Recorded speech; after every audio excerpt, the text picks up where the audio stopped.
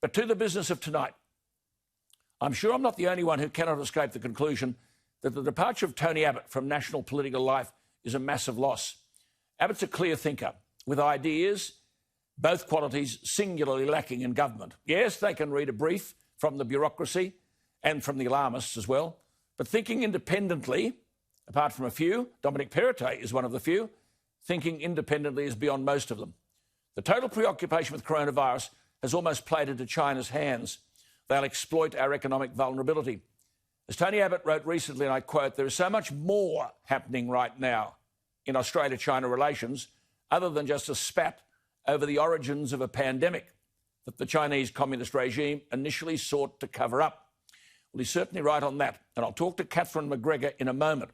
But of course, for us, our blind commitment to fundamentalist economic ideology has hocked our economic future to China. We've got two senior government figures in Washington looking at China's expansion into the Pacific. Now, very little attention is given to this in this country. In September last year, for example, the Solomon Islands and Kiribati abandoned their recognition of independent Taiwan in favour of recognising Taiwan as part of Communist China. That leaves only 4 Pacific nations which officially recognise Taiwan and 15 worldwide. We stopped recognising Taiwan under Gough Whitlam, climbed into bed with China. Of course, China talks about bringing, quote, unprecedented opportunities for the development for the Solomon Islands. Well, those opportunities include borrowing huge amounts of money from China for Chinese state-owned companies to build infrastructure, ultimately benefiting Chinese Communist Party strategic purposes, and this is happening elsewhere. Chris McCormack for Newsweekly has covered this story better than most. For example, the Luganville Wharf in Vanuatu is a metaphor of the threat. It is the biggest wharf in the South Pacific. It's capable of docking a Chinese aircraft carrier. But as Chris McCormack has pointed out, it's not attracting enough business to pay for itself. Quote, incredibly, the terms of the $129 million loan were hidden from Vanuatu parliamentarians who don't know if the Chinese Communist Party can take over the wharf if Vanuatu defaults on payments.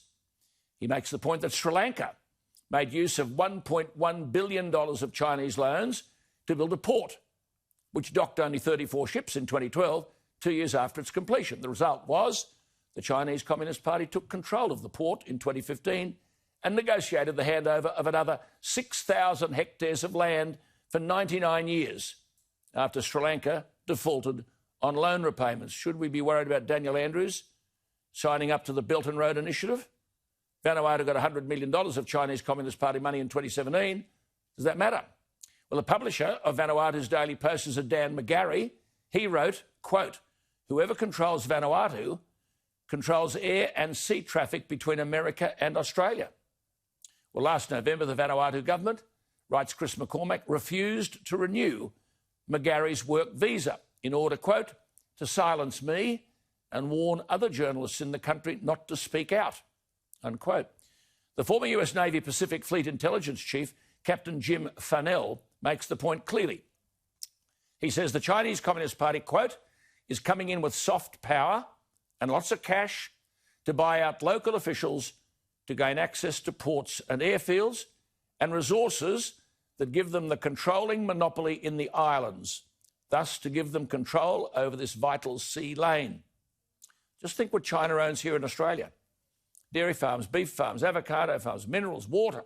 Port of Darwin, writes Chris McCormack, Tonga owes China 25 to 40% of its GDP. Djibouti owes over 100% of its GDP. Tonga agreed to sign up to the Belt and Road Initiative in return for deferred debt payments. Samoa and Vanuatu each owe China more than 20% of GDP. And the Chinese grants and loans to 150 nations conservatively around the world total $760 billion. Do you think these meetings in Washington aren't important? Do you think it's time we woke up? This is aggressive Chinese expansionism, and they're on our border. Coronavirus might be threatening the health of some. This is threatening the security of us all.